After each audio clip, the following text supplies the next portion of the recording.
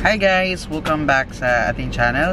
And for today's video guys is pupunta kami ngayon sa Oslog. So it's the southern part of Cebu. So kasama ko yung mga BFFs ko sa high school. So si Tibet. Hi. Hi! Hi vlog! Ito si Besh, yung best friend ko. Hi. At saka si Tansho, yung Navigator. yung Driver suit. yung driver namin na ano. So, yung sinasakyan namin ngayon is Wigo. Why Spotify the Besh? Wala di ay? Na-appeal sa vlog. Wigo, tapos nagrenta lang kami. At saka uuwi na din kami bukas.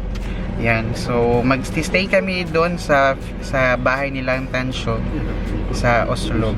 Yan. Tapos hopefully tomorrow is makapag whale watching kami ng mga yung butanding dito sa Cebu. So yan guys, Asan bolyo? sige nang nag-drive na. Kumusta ang tungguan? So yan. So yan guys.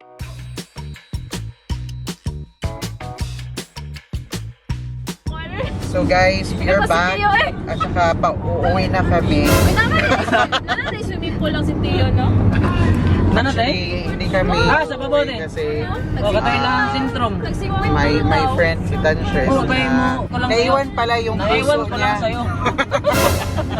Naiwan sa karinderya. Naiwan sa karinderya yung slippers niya, so we have to go back. Naiwan ko lang sa'yo. So guys, for the second time is actually pupunta na talaga kami, pero yung isang friend namin is napaka-generous. Bibigyan na kami ng bakod. yung mga dago eh. Yan. So, thank you from jejohangguk.gym. Yan. So guys, just an update. We're already here in Cebu City and we are now approaching the tunnel. So guys, we are now here at the tunnel. Yan. Turn on lights Yes. inside. Cebu. Welcome to Cebu City. This is now the tunnel. Yan. Pag first ako pagin na rin. Ngit-ngit lagi, no? Ako ba nga tunnel no? Kaya na sila ka ng murag van dito sa kuwan ba? Kanang babawaan yun? Mag-tunnel ba? Feel mo na sa laing country sa? Korea, nag-tunnel. So we are now here at the South Road Properties Mundo to? and the SM Seaside. Dapuwa day gina ng Seaside, no?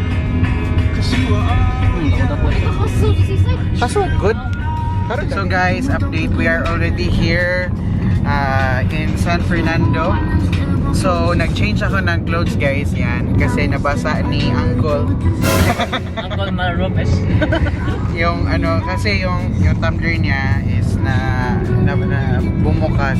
Yan. So medyo drowsy ako guys kasi nakainom. Nakainom na ano? Lakad malaki. Hi, so we are now here in Karkar. So these are their famous trees, but I think it got damaged because of the typhoon Odette. So that's sad.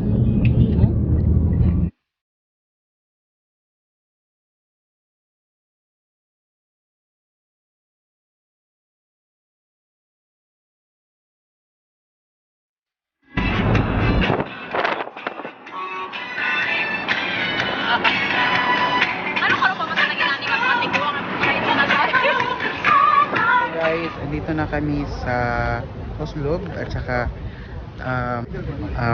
dito kami sa bahay ng friends ko. At saka we will find mga na makakain, tapos yan, kita tayo mamaya.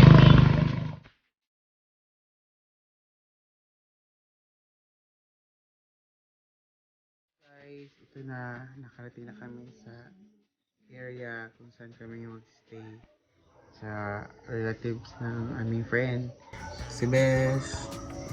Yan, pagod na siya pero hindi halata. Ako is gusto ko na matulog. Pero ayaw pa nila matulog kasi magiinuman pa daw kami ng mineral water. So guys, magpapahinga muna ako. Mag-inuman muna kami. Tsaka see you tomorrow kasi pupunta tayo sa Botanding. Mag-wheel watching tayo. Good night!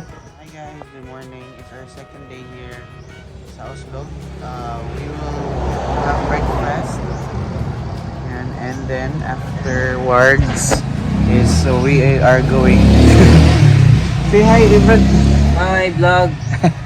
Then we're morning. Good morning. Good morning, vlog. We're going to have the whale watching afterwards. So we're very excited. Kaso parang hindi kami maliligo. Baka kasi makain kami ng butanding. Yan, so see you mamaya.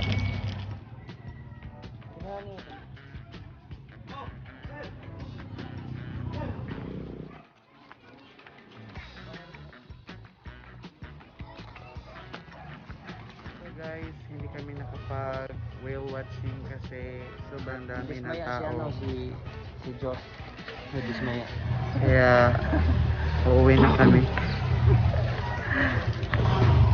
Ano lang, siguro maghanap na lang kami ng beach na lang siguro. Tapos doon na lang kami maliligo.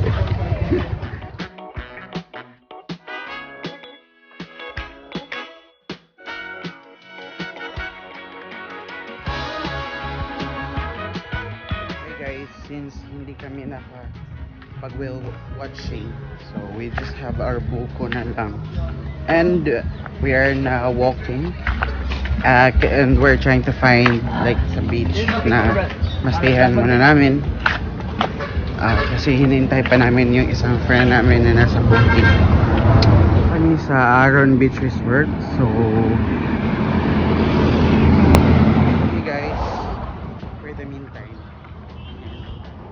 bye, see you mamaya.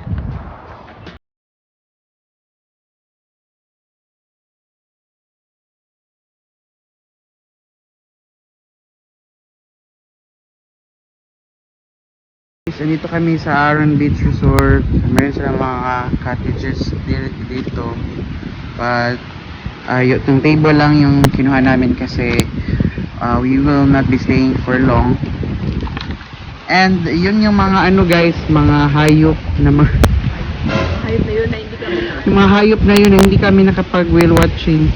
Ito yung mga people guys na nakapag whale watching sila ngayon. Hindi na lang kasi kami naghantay kasi yung